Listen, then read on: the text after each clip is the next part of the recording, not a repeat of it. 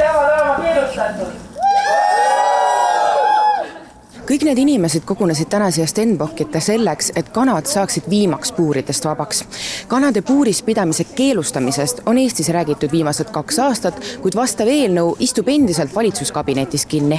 Regionaal- ja põllumajandusminister Hendrik Johannes Terras viis vastava eelnõu valitsuskabinetti 8. oktoobril, kuid tänaseni ei ole see istungite päevakorda jõudnud. Täna kogunesimegi siia selleks, et näidata peaministrile, et frustratsioon hakkab kogunema, kaua me ootame. Palun saada eelnõu edasi Riigikokku, et loomade heaolu arutelud saaksid normaalselt peetud. Peaminister on alati kõigest süüdi, selles pole väga kahtlust, et ma ütleks siiski nii, et 6 korda on maaelukomisjonis seda teemat arutatud ja ütleme, mulle on tulnud ka kiri Eesti toidutootjatelt, kes ütlevad, et tegelikult nad on ju vabatahtlikult nõus lausa üle minema puurivabale kanapidamisele. Sellised hea tahte kokkulepped lihtsalt ei kipu kehtima, et nendest on väga lihtne taganeda. Seadust on keerulisem muuta ja ettevõtja puhul on selge, et temal on tähtis kasum võimalikult odavalt toota. Vabatahtlikud kokkulepped omavad selget mõju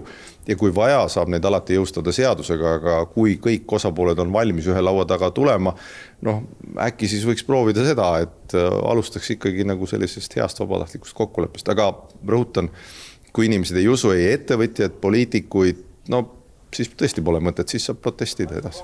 Loomakaitsjate seisukoht on mõistetav. Levib ju lausa uue aja rahvasõna, et hea poliitik annab sõna ja võtab sõna, ning päeva lõpuks on ju ka ettevõtjate peamine ülesanne majandada oma äriga võimalikult edukalt. Regionaal- ja põllumajandusminister ei jaga aga samuti peaministri optimismi, et ettevõtjate heale tahtele saab loota.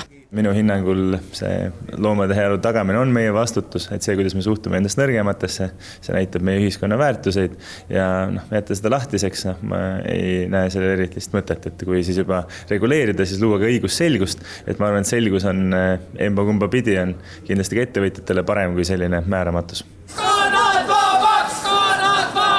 Eelnõusse, mis piltlikult öeldes peaministri sahtlis täna oma järjekorra numbrit ootab, sai kirja, et ettevõtjatel on aega 10 aastat puurikanalatelt üle minna vabapidamisele. See oli loomakaitsjate jaoks valus kompromiss, sest nende hinnangul oleks piisanud 4 aastast. Nüüd kostub aga munatootjatelt, et hea küll, teeme hea tahte kokkuleppe, kuid 10 aastat on muudatuste tegemiseks liiga lühike aeg, sest me ostsime alles uued puurid, mis peavad esmalt end tasa teenima. Rail Baltic peaks ka juba valmis saama selleks ajaks ja mõned lubavad tuumajaama ehitada. Et ma arvan, et uute kanalate ehitamine ei tohiks olla nii suur ettevõtmine. Jah, loomulikult need munatootjad eeldavad, et riik neile selle kinni maksaks, aga ma arvan, et selle nad ikkagi saavad teha oma kasumite arvelt. Detailid üle tundub täna siiski mõttetu vaielda, sest peaministri jutust jääb kõlama, et tema sellisel kujul, nagu minister Terras eelnõu valitsusse tõi, seda Riigikokku saata ei kavatse.